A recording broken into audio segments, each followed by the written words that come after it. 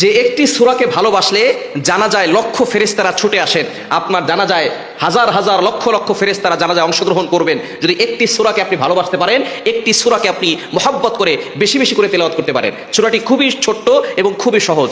যত মুসলমান আছে এমন কোনো মুসলমান নাই যে এই সূরাটা পারে না। এই সূরাকে ভালোবেসে অনেক সাহাবায়ে কেরাম মর্যাদা সম্পন্ন ব্যক্তি হয়েছেন এবং নবীজি সাল্লাল্লাহু আলাইহি সাল্লামের সামনেও অনেকে নবী সাল্লাল্লাহু আলাইহি সাল্লাম তাদেরকে সুসংবাদ দিয়েছেন যে আল্লাহ তাআলা তাকেও ভালোবাসেন, তাকেও মহব্বত করেন। এই সূরাটি খুবই চমৎকার একটি সূরা।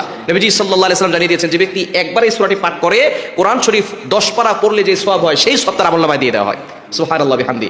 যদি কোনো ব্যক্তি 3 বার পড়ে তাহলে আল্লাহ পাক রব্বুল আলামিন তাকে এক খতম কোরআন শরীফ পড়ার সওয়াব দান করেন। শুধু তাই নয়, নবীজি সাল্লাল্লাহু আলাইহি ওয়াসাল্লাম আরো জানিয়ে দিয়েছেন যে ব্যক্তি সূরাটি মাত্র 10 বার পড়বে আল্লাহ পাক রব্বুল আলামিন তার জন্য জান্নাতে একটা প্রাসাদ দিয়ে দিবেন। এজন্য এই সূরাটি বেশি বেশি করে পড়া দরকার। ছোট্ট সূরা, ফজিলত অনেক বেশি। এই সূরাটি আম্মা জান আয়েশা রাদিয়াল্লাহু তাআলা নিজে বলে দিয়েছেন। বুখারী শরীফের 7375 নম্বর হাদিস, নবীজি সাল্লাল্লাহু আলাইহি ওয়াসাল্লাম জানিয়ে দিয়েছেন একবার এক যুদ্ধে নবীজি সাল্লাল্লাহু আলাইহি ওয়াসাল্লাম এক সাহাবীকে কমান্ডার বানিয়ে তারপরে তাদেরকে পাঠিয়েছেন। ওই সাহাবী প্রত্যেক নামাজে সূরা ইখলাস পড়তেন। যখন অভিযান শেষ করে তারা আসার পরে সমস্ত সাহাবায়ে কেরাম অভিযোগ করলো, ইয়া রাসূলুল্লাহ, ইয়া হাবিবাল্লাহ, এই সাহাবীকে আপনি কমান্ডার বানিয়েছেন, প্রত্যেক নামাজেই সে সূরা ইখলাস তেলাওয়াত করে, সে শেষে সূরা ইখলাস তেলাওয়াত করে নামাজ শেষ করে। এখন আপনি বলেন এটা কেন করে? নবী সাল্লাল্লাহু আলাইহি ওয়াসাল্লাম তাকে বললেন যে তোমরা তাকে জিজ্ঞেস করো কেন এই সূরা বেশি পড়ে।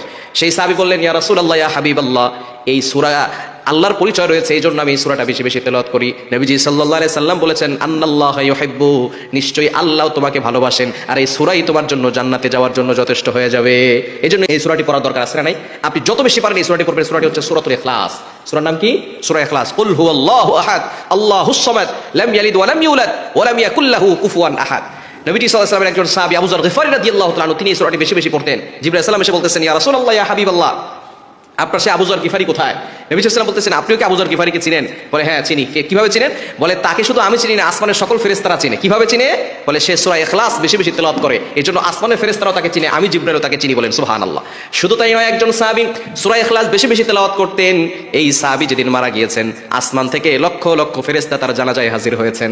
সুতরাং আপনিও যদি আপনার জানাজায় হাজার হাজার ফেরেশতাকে জানাজার নামাজ পড়াতে চান, তাহলে আপনি বেশি বেশি করে সূরা ইখলাসকে ভালোবাসেন আর সূরা ইখলাস বেশি বেশি তেলাওয়াত করেন। কেননা শেষ ভালো যার, সব ভালো তার।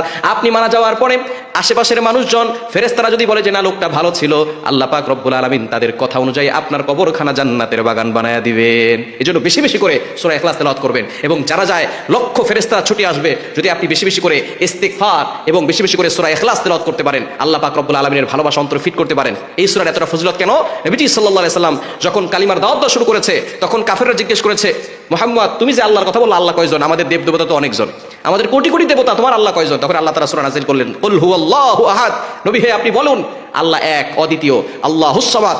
আল্লাহ তাআলা কারো প্রতি মুখাপেক্ষী নন। আল্লাহ তাআলা তার পরিচয় দিয়ে সূরা নাযিল করেছেন। সুতরাং যত বেশি পারবেন এই সূরাকে আপনি ভালোবাসবেন, আল্লাহকে ভালোবাসা হবে, এবং যত বেশি পারবেন এই সূরা তেলাওয়াত করবেন, আল্লাহ পাক রব্বুল আলামিন এই সূরা দিয়ে আপনার জন্য জান্নাতের ব্যবস্থা করবেন।